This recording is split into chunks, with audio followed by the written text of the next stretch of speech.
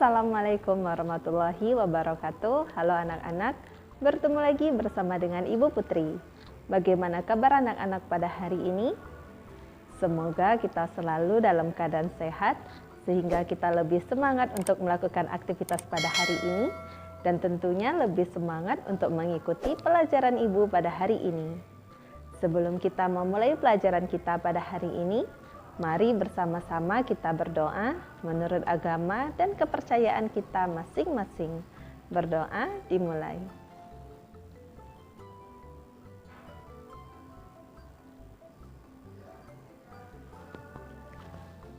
Berdoa selesai. Materi pembelajaran kita pada hari ini yaitu Kelas 4, tema 1, subtema 3, pembelajaran 6. Permainan tradisional merupakan salah satu bentuk keragaman budaya yang ada di Indonesia. Sebelumnya, kamu telah mengenal dan mempelajari permainan tradisional tersebut. Apakah kamu masih ingat cara memainkannya?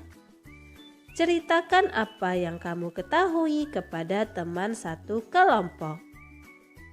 Tahukah kamu? Permainan tradisional engklek dapat dimainkan dengan beberapa cara yang berbeda. Permainan tradisional engklek dikenal juga dengan istilah angklek atau ingkling. Permainan engklek merupakan permainan berjalan atau melompat dengan menggunakan satu kaki pada bidang datar dengan peraturan yang disederhanakan dan disepakati oleh para pemainnya. Permainan tradisional ini memiliki banyak variasi tergantung kesepakatan yang memainkannya. Berdasarkan penelitian, ditemukan 43 jenis permainan engklek, namanya pun berbeda-beda di tiap daerah. Istilah engklek yang biasa digunakan di daerah Jawa, pola petak engklek ada 11 macam, yang biasa digunakan di Jawa jenis engklek ebrek dan engklek gunungan. Sebelumnya, kamu juga telah belajar keterampilan dasar yang diperlukan dalam permainan engklek. Apa saja keterampilan dasar tersebut? Diskusikan secara berpasangan dan tuliskan hasilnya. Dalam permainan engklek, dibutuhkan sejumlah keterampilan dasar antara lain sebagai berikut. 1. Kelincahan dan keseimbangan ketika melompat. 2. Ketelitian agar tidak menyentuh garis petak. Dan 3. Kepandaian saat memilih rumah agar bisa memenangkan permainan.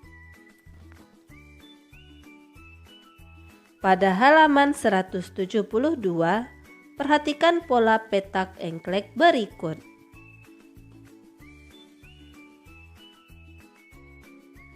Ayo berdiskusi pada halaman 172. Tulis pengalamanmu bermain engklek bersama teman-temanmu dengan menjawab pertanyaan berikut. 1. Keterampilan dasar apa saja yang kamu perlukan dalam bermain engklek? Jelaskan. Ada 3 gerak dasar yang diperlukan, yaitu kelincahan, ketelitian, dan kecerdasan. Kelincahan saat melompat, ketelitian agar tidak menginjak garis, kemudian kecerdasan saat memilih rumah atau kotak dalam permainan engklek. 2. Apakah kamu dapat melakukan keterampilan dasar tersebut dengan baik? Jelaskan. Ya, karena kita harus memiliki keseimbangan, ketelitian, dan kecerdasan agar dapat melakukannya. 3. Apa rencanamu untuk meningkatkan keterampilan tersebut di masa yang akan datang? Kita harus berusaha semaksimal mungkin untuk mencapai kesuksesan yang ingin kita raih. 4. Sikap apa saja yang harus kamu tunjukkan ketika bermain engklek dengan teman yang berbeda-beda? Sikap yang harus saya tunjukkan ketika bermain engklek dengan teman-teman yang berbeda-beda adalah sebagai berikut. 1. Bermain jujur, tidak curang, kasar, dan sebagainya. 2. Bermain dengan menghargai dan menghormati teman. 3. Tidak membeda-bedakan teman ketika bermain, sayang, dan menghormati semua tanpa melihat latar belakangnya. 5. Apakah dalam permainan engklek diperlukan kerjasama yang baik dari pemainnya? Jelaskan. Tidak. Dalam permainan engklek tidak diperlukan kerjasama yang baik dari para pemainnya, karena permainan engklek ini sendiri tergolong permainan individu, yang dimainkan sendiri bukan secara beregu, sehingga tidak memerlukan kerjasama antar pemain. 6. Apa yang terjadi jika tidak ada kerjasama yang baik antara pemain engklek?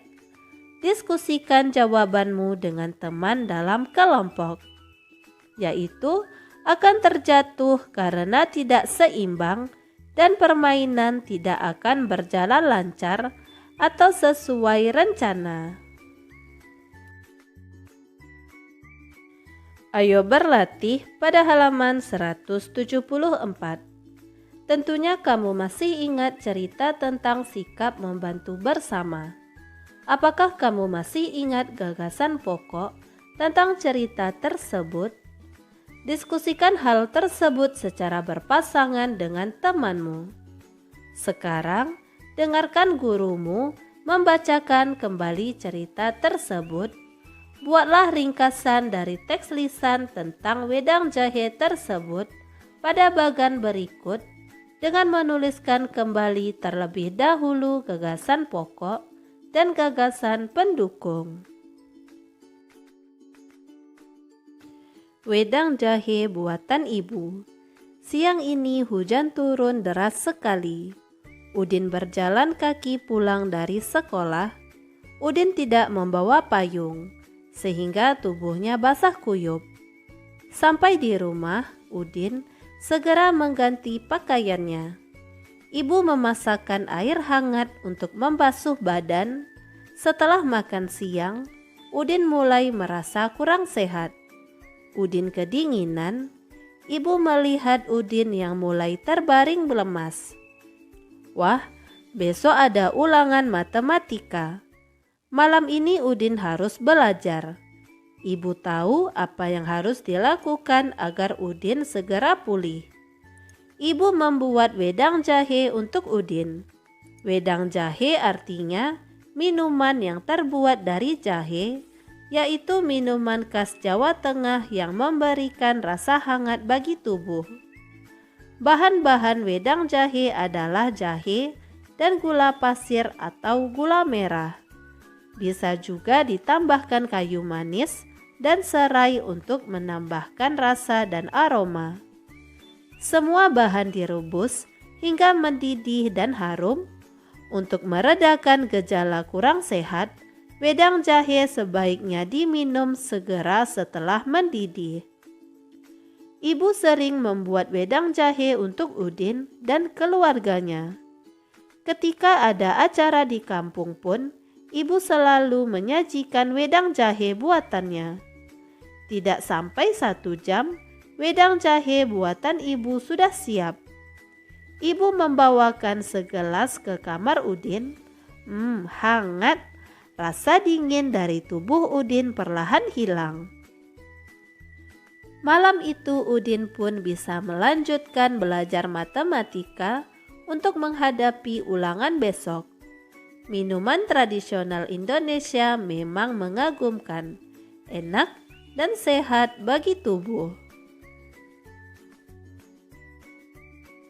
Gagasan pokok dan pendukung teks wedang jahe buatan ibu. Gagasan pokok pada paragraf pertama yaitu wedang jahe artinya minuman yang terbuat dari jahe, yaitu minuman khas Jawa Tengah yang memberikan rasa hangat bagi tubuh. Gagasan pendukung pada paragraf pertama yaitu Udin kehujanan saat pulang dari sekolah. Ia kemudian merasa kurang sehat dan kedinginan. Ibu membuatkan wedang jahe untuk Udin agar segera pulih. Gagasan pokok pada paragraf kedua yaitu bahan-bahan wedang jahe adalah jahe dan gula pasir atau gula merah.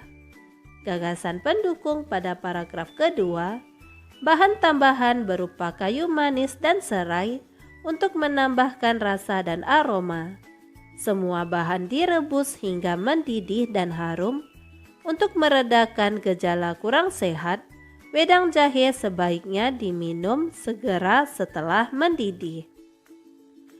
Gagasan pokok pada paragraf ketiga, tidak sampai 1 jam, wedang jahe buatan ibu sudah siap. Gagasan pendukung, Udin meminum wedang jahe buatan ibu. Rasa dingin dari tubuh Udin perlahan hilang. Udin bisa tetap belajar matematika untuk ulangan besok. Mari kita jawab pertanyaan pada halaman 175. 1.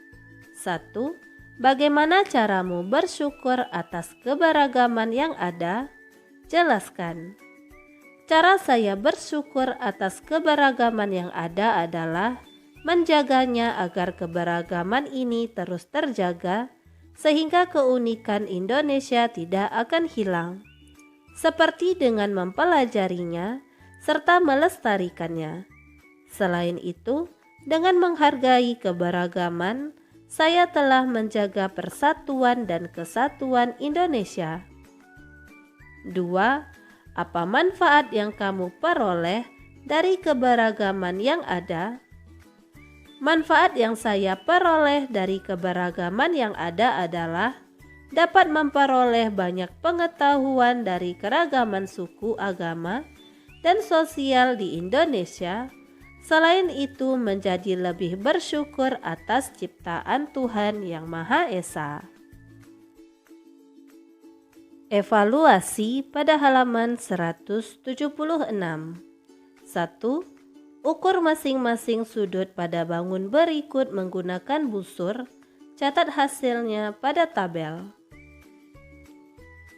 Pada gambar A, sudut A besar sudut 70 derajat. Sudut B besar sudut 65 derajat. Sudut C besar sudut 45 derajat. Pada gambar B, sudut D besar sudut 105 derajat. Sudut E besar sudut 25 derajat. Sudut F besar sudut 50 derajat. Gambar C, sudut G besar sudut 45 derajat.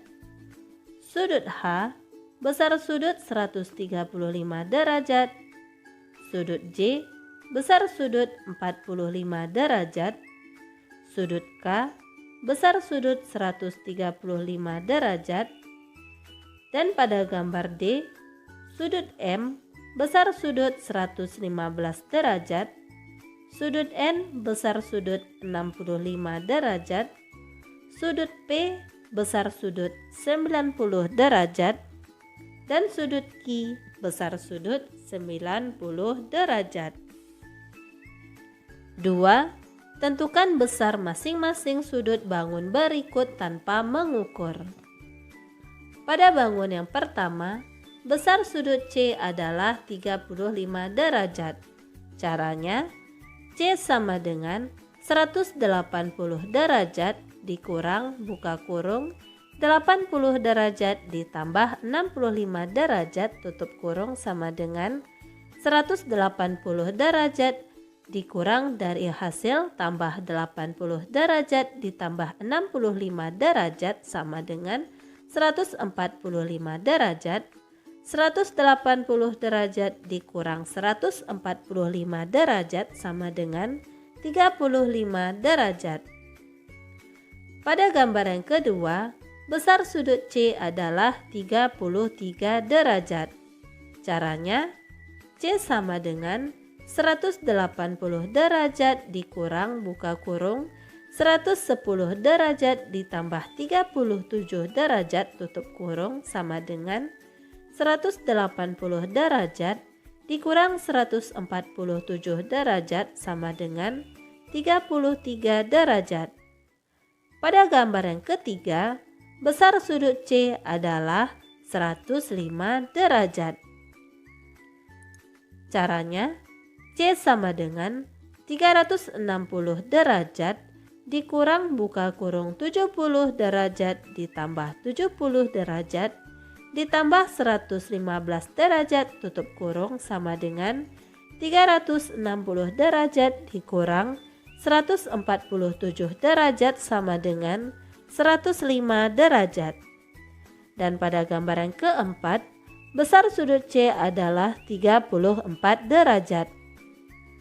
Caranya, C sama dengan 360 derajat dikurang buka kurung 120 derajat ditambah 120 derajat ditambah 86 derajat tutup kurung sama dengan 360 derajat dikurang 326 derajat sama dengan 34 derajat.